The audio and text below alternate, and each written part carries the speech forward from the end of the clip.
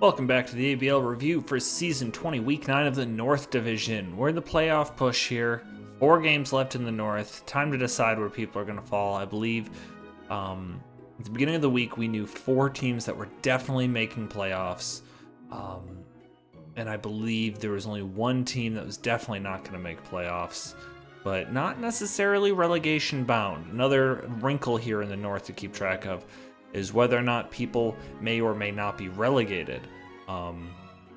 So we'll talk about call-ups in the South during the playoffs, but relegation in the North is something to look out for, which we'll talk about more at the end of this. But let's hop into our first game of the week. Oh, hang on, sorry. There we go. That's what we want. So, we've got me taking on Brett. Now, Brett didn't have a lot to gain from this game. If he lost, he'd go to the 3 seed. Unless Zach also lost. But a win puts him in pretty good position for the number 1 seed. We'll talk a little bit about the seeding later. Or not the number 1 seed. Actually, could have gotten the number 1 seed. It's complicated. But for me, I knew I had a number 1 seed locked up. I didn't need to be too crazy here. There's still a chance I could face Brett in the playoffs, but you know, winning's also nice, but let's get into it here. So, I can put this on fast. So, gonna be leading off with Keldeo. Just gonna kind of go as hard as I can here to start off with. I don't want anything crazy to happen, so I'm just gonna go for that Hydro Pump, maybe just try to catch that Piloswine a little bit. Brett pulls a nice double switch here he throws out the Future Sight here as I go into Donphan. It wasn't a double switch. I shouldn't be playing on fast. Maybe I'm not ready for that. But throws up a Future Sight here. I'm going to knock off the Quaquaval. He's going to lose his heavy duty boots. So this makes me think it's probably not a sweeper Quaquaval, but there's also no such thing as a not a sweeper Quaquaval due to Moxie and Aqua Step. So I'm going to go hard into Keldeo here because it's like I can take whatever this thing's going to go for. Forgot entirely about the Future Sight. Not that I had a good switch at this point in time, but that was a particularly bad switch. That sets me back bigly, as some people would say. Most people wouldn't, because it's not a word. But it definitely it's a big setback for sure. Puts me in a tough spot. I'm gonna go into Raging Bolt here to force it. This is the matchup I was trying to force, right? I was trying to force in this or potentially the Meowscarada. I planned really hard for Beartic, which didn't show up. That's one of the reasons Vulpix here. It's also in his contract that she'd have playing time rather. But after this performance, I just don't think that's something we're gonna be worried about in the playoffs because missed this Will-O-Wisp here. Unfortunate. Because I would have lived that Earthquake. And I had Healing Wish, so I would have been able to be a little bit more aggressive with one of my remaining Pokemon. Maybe set up, bring it back in later, try to set up again. For those of you who don't know, so I guess I'll give a little briefing for people who don't know how Healing Wish works. Fix this a little bit, it's bothering me. Those people who don't know how Healing Wish works, a little briefing here. So, Healing Wish typically, if your Pokemon is hurt or statused, it will heal them, it'll restore all of their HP, and it'll get rid of this status condition. Now, if Vulpix is to use Healing Wish, Faint, and then Lantern, full HP, Donphan, full HP, Dreadnoughtus, the Raging Bolt, full HP, Galarian Weezing, name's Milliner, so it's somebody who makes hats, full HP. So what would happen is the Healing Wish will basically be kind of banked until a Pokemon who comes in needs it. So I could have, after this thing's burned, go into Raging Bolt or Lantern or something and threaten it, and then be able to heal that Pokemon back up later. Not something I can do now that I missed the Will-O-Wisp, so I faint here. Unfortunately, I'm one bad play and one bad luck. It really puts me so far behind in this game. I don't think this is a playable position or a winnable position from here. I also, I do get the burn here, so that's nice as the rocks go up. So that's kind of a free turn. I wish I would have saved the Terra at least one more turn. And you know what? I'm getting a little bit of my luck back by dodging that Icicle Crash for sure. With the burn and the dodging that first Icicle Crash, because I would have been much lower at this point. Now he's just gonna go for the Ice Shard, try to weaken me a little bit more as I'm able to take out the Pile of Swine, which is something we also need to talk about a little bit later. So Meowscarada is gonna come in. So this was because he asked me if I was Volt Absorb or Water Absorb. I told him I was Illuminate, because if I'm Volt Absorb, and granted he knew I wasn't gonna give an answer. If I was Volt Absorb, then Quaquaval's a good switch here, because you can go for Aqua Step and get probably a KO and a boost. If I'm Water Absorb, he can go Landorus Therian and go for a Thunderbolt or something. Or like maybe a nasty plot with Grass Knot and stuff to deal with the Tusk. So that's a nice little position for me to be in with the Lantern. I wall one of them based on what my ability is, so isn't that fun? So Weezing's going to come out here on the Meowscarada. It's the exact same set that Mike used against him earlier in the season.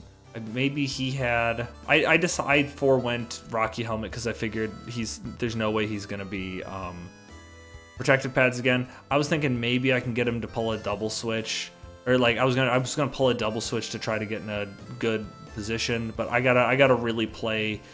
I gotta play super aggressive since I'm so far behind in this one.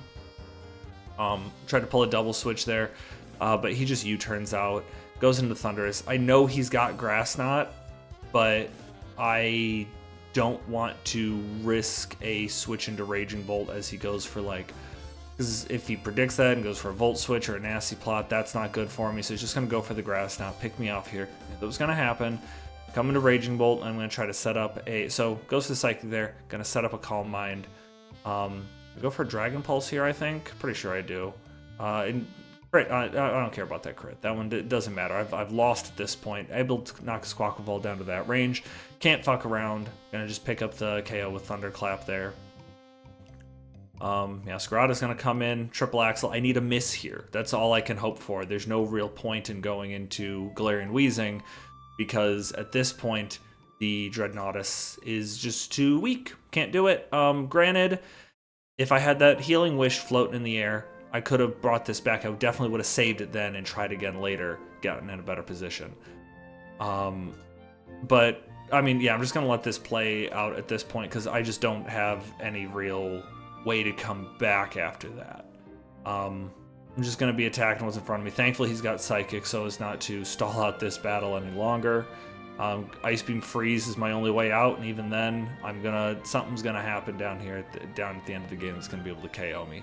I don't have any way to recover. So, not a very good showing. But Brett's gonna come away with a win and a 4-0 there. Man, I don't like facing Brett in playoffs. Thankfully, I only have to face Brett or Zach, and there's no scenario in which I have to face both of them. But that is nice going into playoffs. So, we'll move on. Actually, I'm gonna talk about our next game here. So we've got Drew versus Jabron. Now, this is a very important game for Jabron. A win gets him into playoffs. A loss makes him vulnerable to Logan being able to take his playoff spot, since Logan beat him earlier in the season. So let's hop into this game. We've got Roaring Moon versus Quillfish to start off with. Not a great matchup for him just because of the defense drop. So we're going to see the Ogerpon come in, which is surprising. I figured you'd see like Corviknight come in or something. I'm surprised to see this come in, but the Toxic Spikes go up. Everything here is grounded with the exception of the Corviknight. Most of these things don't typically carry heavy duty boots. Maybe the Arcanine might, but the Toxic Spikes going up is really big. Gouging Fire is going to come out, bulky enough to take that hit pretty well. Corviknight is going to come out here, which is surprising because we see the Heat Crash come out. Does 60% to the Corviknight, and then leftovers go off, and he's just this Corviknight goes down. Now everything is grounded. A Toxic Spike is up, although you can't see it in the replay, but you can see it. It's there. It's right at the top of your screen. You can barely see where it says Toxic Spikes. The defogger's gone. These toxic spikes are up for the rest of the game, and everything's grounded. I don't think Arboliva is got poison type as a Terra type. If it did, it could come in, get poisoned, terrastalize, go out into something else that's already to get poisoned, and then go back into Arboliva so other things don't get poisoned. But that's a lot of resources just to get rid of toxic spikes when you're already down a whole Pokemon. And Corviknight being down is also bad because that would probably be your check to Scizor. So Jabron's only at turn 4. He's only lost one Pokemon, but he's in a rough spot. The Hisuian Arcanine come in. Quillfish is going to be forced in after that.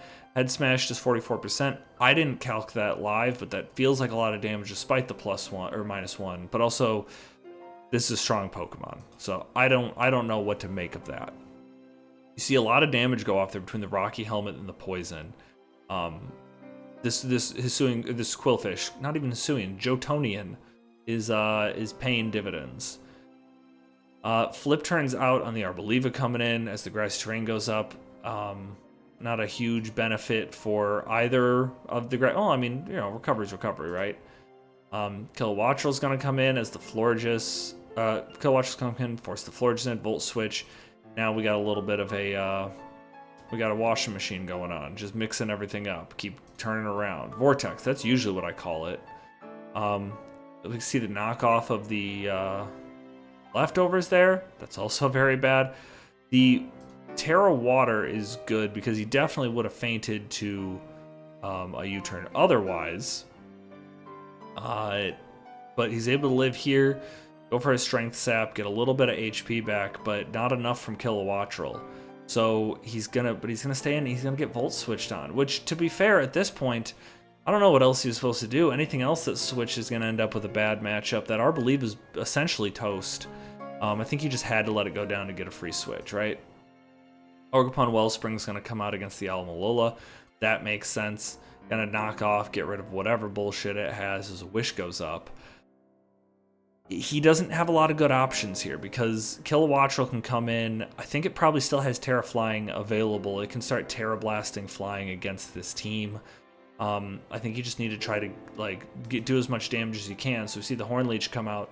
Decent recovery. You can't have two wishes in the air at the same time. I don't know if Drew didn't know that or was just stalling out because he can't go for Flip Turn or Scald or whatever.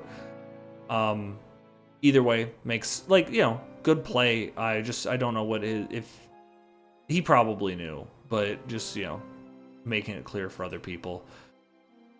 He's gonna go for Protect, wait for a little bit more of that poison to burn him down. I'm guessing we're gonna see the Hisuian Quillfish come out here. Yep, and it still has its Rocky Helmet, so that U-turn is still gonna do some damage.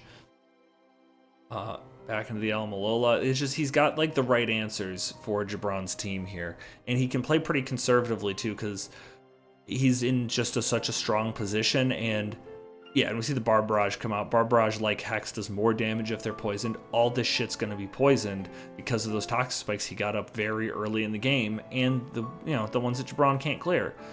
The knockoff come out. Pain Split, another great set from him here. He probably feels confident he can live it because we just saw a knockoff, but Jabron reveals the Earthquake to get the KO. Kilowattrel, I really thought it was going to be able to get the KO there, but not so lucky. Scarf Hisuian Arcanine comes out there. That caught me off guard for sure. At this point, though, too late in the game. There's just not a lot he can do. Bullet Punch is going to come out from the Scizor, be able to pick up the KO. Ogerpon's not going to be able to pick up the KO as the Dual Wing Beat picks up the KO from Scizor. Drew just had the right team, had the right matchup, made the right plays. I don't think Jabron made any bad plays there. It just wasn't his matchup. Nothing he could do about that one. But that solidly secures Drew the 4th seed and makes Jabron vulnerable. We'll talk about Logan's matchup at the end here because that is the one that matters there. So, but Jabron's spot is vulnerable at this point. Now he needs Zane to beat Logan. Granted, this isn't the order it happened in real life, but wouldn't it be exciting if it did? Jabron's spot's now vulnerable. He needs Zane to win to maintain his playoff spot. But we'll see that in a little bit. we've got Zach taking on Mike. Now, at this point, Mike is locked out of playoffs. Can't make playoffs, but a win from him would... No, I think he's definitely relegated at this point. No, so yeah, he's just playing spoiler here, right? I guess I'll lay out the scenario for Zach. So, if Zach wins, especially after my loss to Brett, then Zach, Brett, and I all are 6-2, okay? And since we're all at 6-2, and I beat Zach, Zach beat Brett, Brett beat me, we have what I call a rock, paper, scissors situation. So, primary tiebreaker is record. I guess, yeah. Primary, yeah, first you look at record. Then we go to tiebreaker. So we have a tie at record. Primary tiebreaker is head-to-head. We can't resolve the head-to-head tiebreaker because we have a 3-way tie there. So we go to our secondary tiebreaker, which is Peru. Pokemon remaining in wins. How big did you win during the season? I, at this point in time, sitting at a 22. Brett's sitting at a 20. I believe Zach was sitting at a 20, or he was sitting at a 15 going into this game. So for Zach to jump Brett in Peru, he would have to 6-0. So if Mike can KO one Pokemon, he has spoiled the opportunity for Zach to progress. If he gets a 5-0, then it's another tiebreaker, but only for Brett and Zach.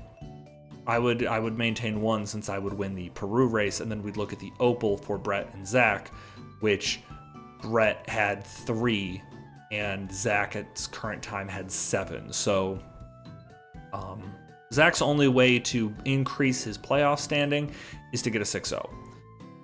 After that, it doesn't matter too much as long as he wins. But even with a loss, I think he would still be guaranteed a 3rd seed. I could check that later, but I'm pretty sure that's right. So those are the stakes of this game. So let's hop into it. We got Heatran versus... I love that everything's 9 something. That's really fun. Gonna go for Stone X, get up the rocks, dodges the Will-O-Wisp. Mike got a lot of good luck in this game, and we'll talk about it later. So Zach with a smart play here. He's like, a burn. He could attack me again. He's not going to KO me. I'm going to, the burn's not going to matter too much. I'll just get up my own rocks if he's going to stay in here and not KO my Heatran, right? So he gets it up there. He's going to scout for what the Sandy Shock's going to do. Power Gem comes out, presumably trying to hit one of the flying types. That makes sense. Going to go into Serena as the Earth Power comes out. Those are tough 50-50s because it's like, a Volt Switch would have been the ideal situation, right? But we don't get that. Hard Switch into Cleavor. I don't know why Hard Switch. I guess you're like scouting for a Scarf, right? Rapid Spin, those rocks are gone. Cleavor, does he try to set up? No, he doesn't try to set up rocks again. He's just going to try to keep up momentum. Lola Ninetale's going to come in. Reveals Scarf Landorus. Didn't take the KO there. I don't think could have because of the defense boost that ice types get in the hail. But screens are going to go up here. We're going to go hard into Lola Ninetales. Not boots, so we can presume some other item, probably Heat Rock. Able to take that that Lava Plume very well. Not Flash Fire, obviously, because it has Drought. So Will-O-Wisp, Stealth Rock, Lava Plume, Protect. This Heatran is not really too much of a danger to this Ninetales, but Zach's going to want to see what it can do, so he's going to go for Protect, probably scouting for Scorching Sands, as I think as we talked about it in the south, too. Maybe we didn't. Maybe I imagined that. As an Agility comes up. Pretty surprising, as Walking Weight comes in. Walking Weight comes in behind Veil with Sun up, so 5 turns of Veil left, 6 turns of Sun left. Very unique situation. This is just what you get from a mono 9 team, right? And then gets the Photosynthesis boost. Now, I think this is definitely a team building mistake in my opinion from Michael. I think if this was your game plan, maybe this wasn't his game plan, maybe this is a pivot in the moment.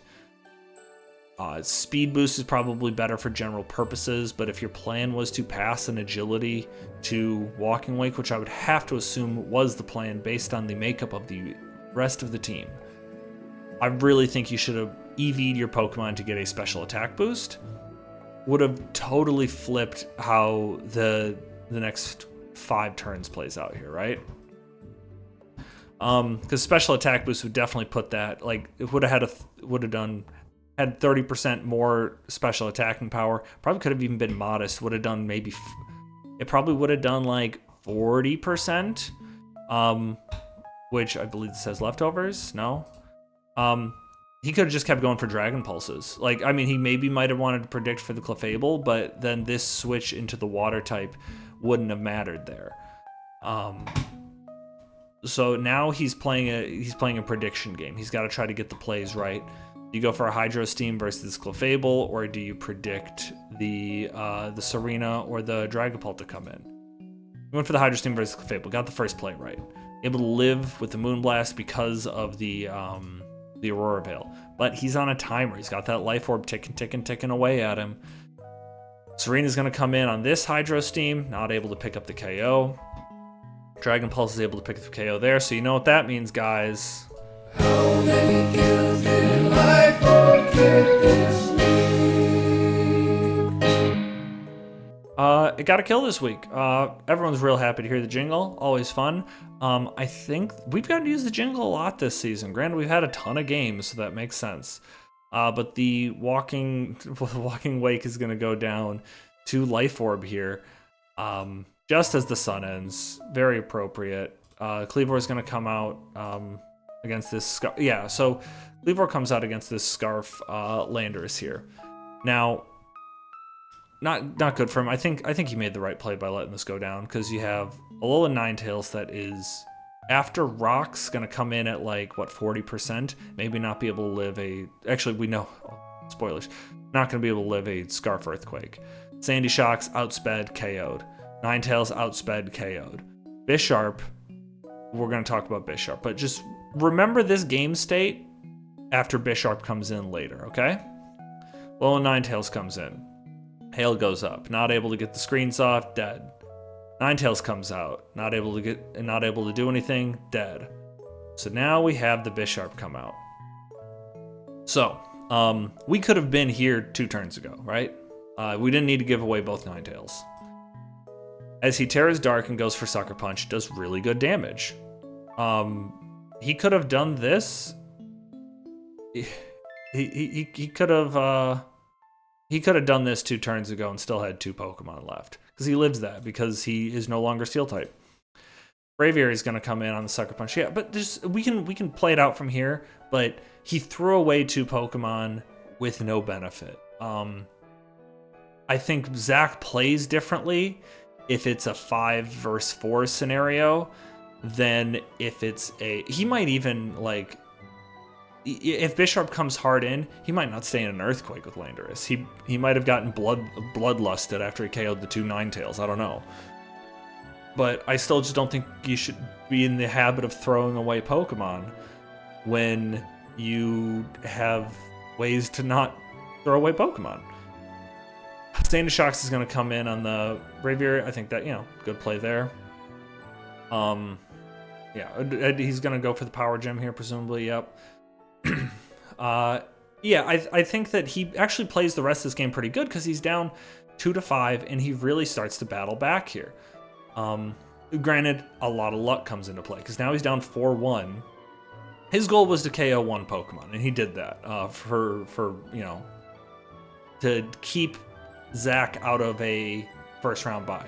Everyone's really afraid of Zach. They don't want him to get a first round bye. Granted, that would typically mean, like, Brett would, not have a first round bye, which is also good, because you want the really good teams to be vulnerable, right? So Draco Meteor's gonna... So, okay, Bisharp's gonna come out on the Dragapult. And he makes a good prediction. He goes for the Night Slash, gets a lot of damage here. And is able to follow it up with the Sucker Punch, get the KO. He's KO'd another Pokemon. And again, in another world, he would still have a Ninetales and a Alola Ninetales left. But I digress. Now the Dragapult's going to come in. Sucker Punch fails as the substitute goes up. Good set by Zach. I mean, at this point, it's going to be easy for him to get in a winning situation. But this Bisharp dodges the Draco Meteor. Pretty unfortunate, but not the end of the world. And now he dodges a Will-O-Wisp. And the KO comes through on Dragapult. Mike's made some bad choices down the stretch here, starting at turn 17. And he is like a Night Slash crit away from winning this game.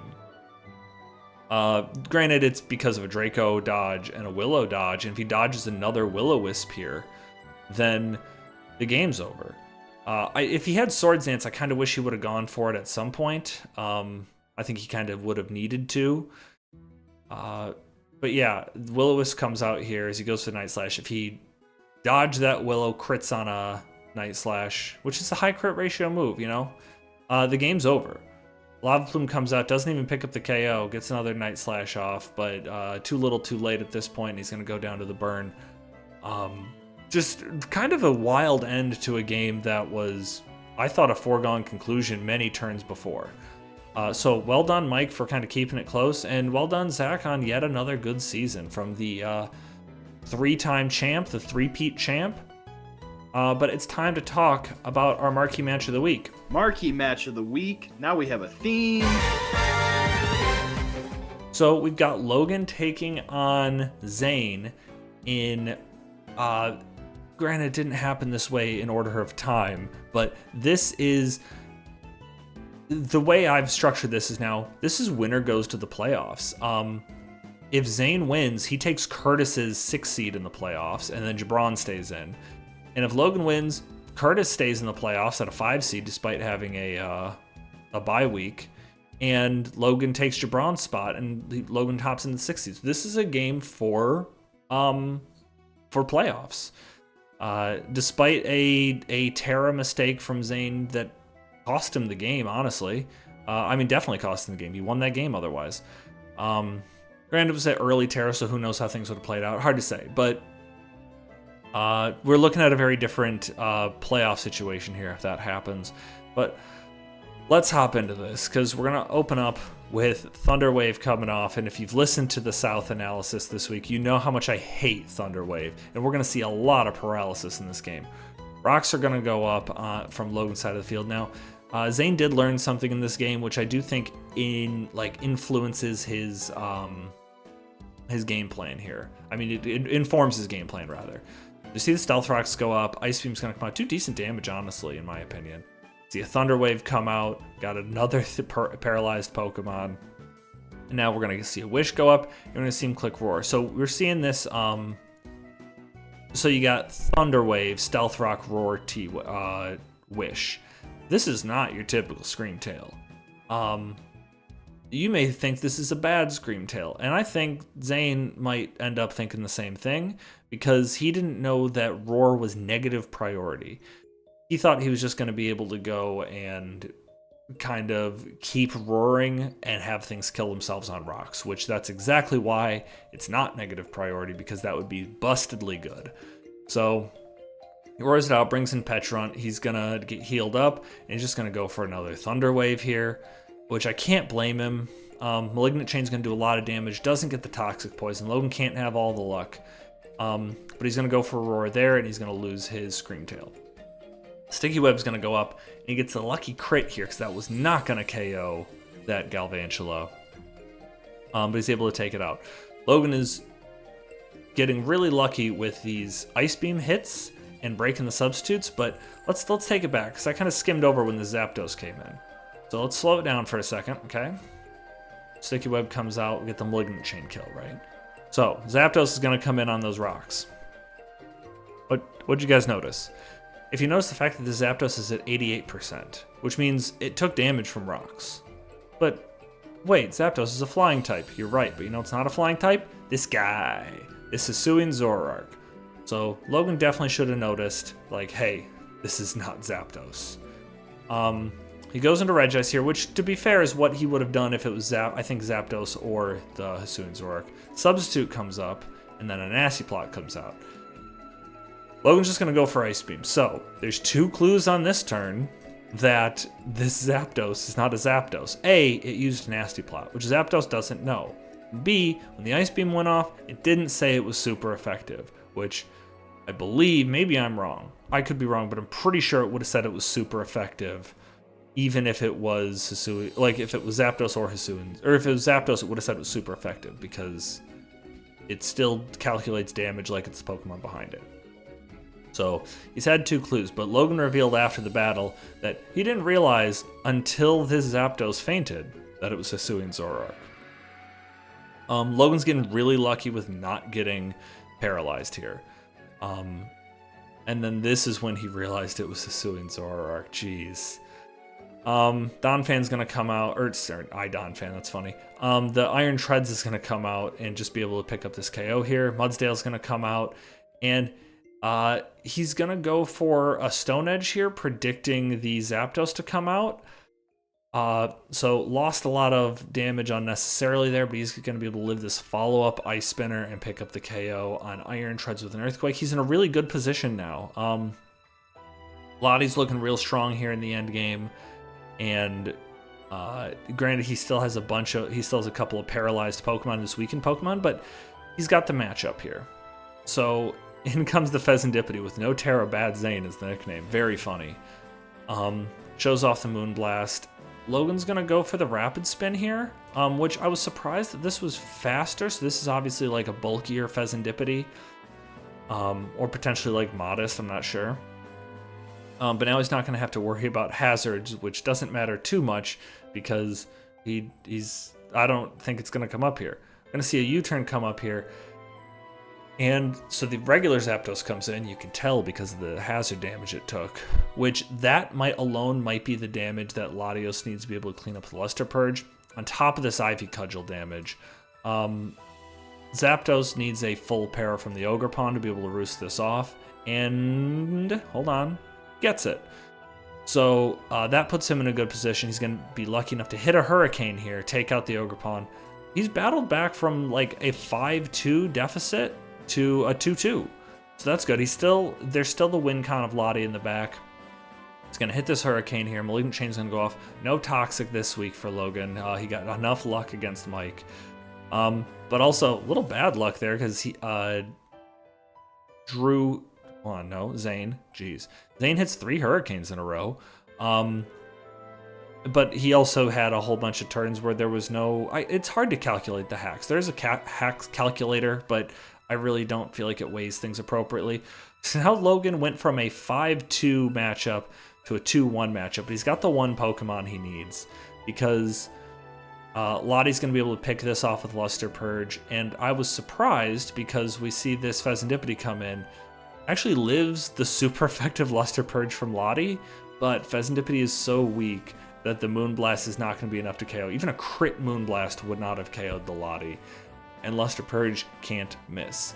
So Logan wins, goes to playoffs, sends Zane into... Zane's getting relegated, unfortunately. Just spent the one season in the North, headed back to the South. But let's go take a look at the standings now. I'm going to fix it. Don't worry, guys. Don't worry. I'm going to fix it. Here we go. Google Sheet. There we go.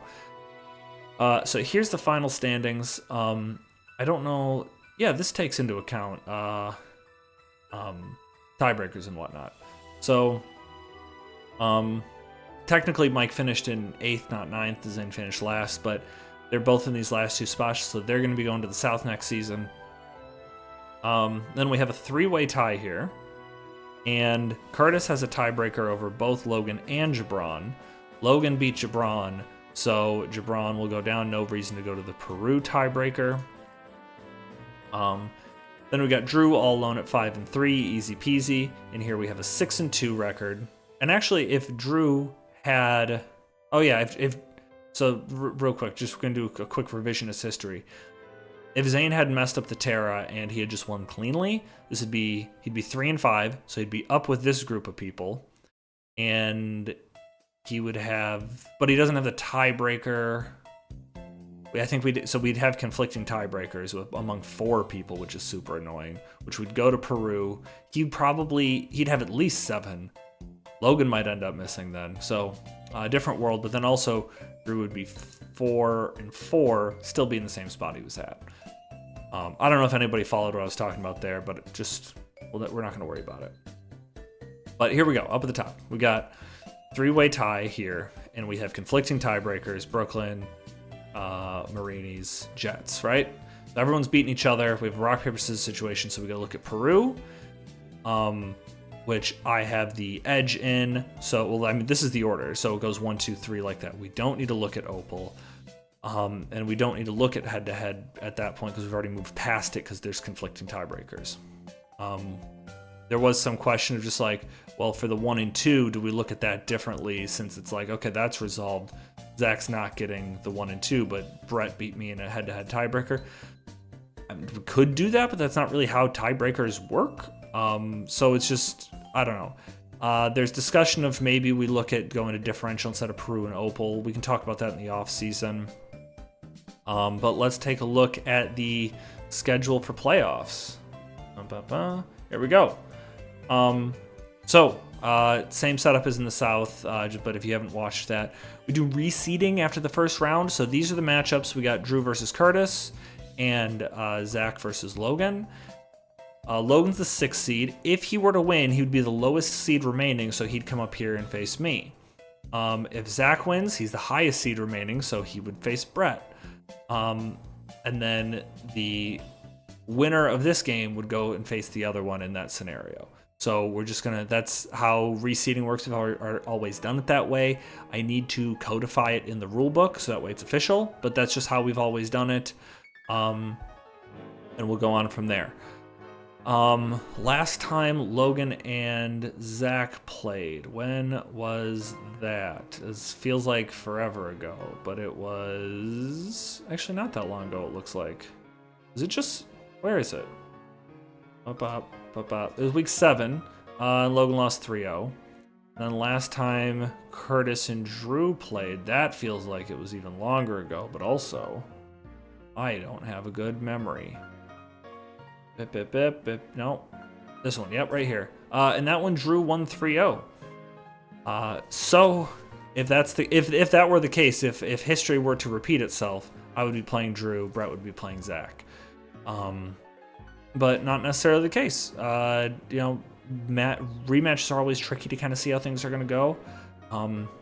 Again, I'm recording this ahead of like finalization of Terra types, so I don't have that.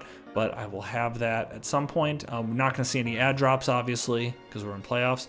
But thank you all again for a really good season. Looking forward to a playoff episode next week. Thank you for listening. Goodbye.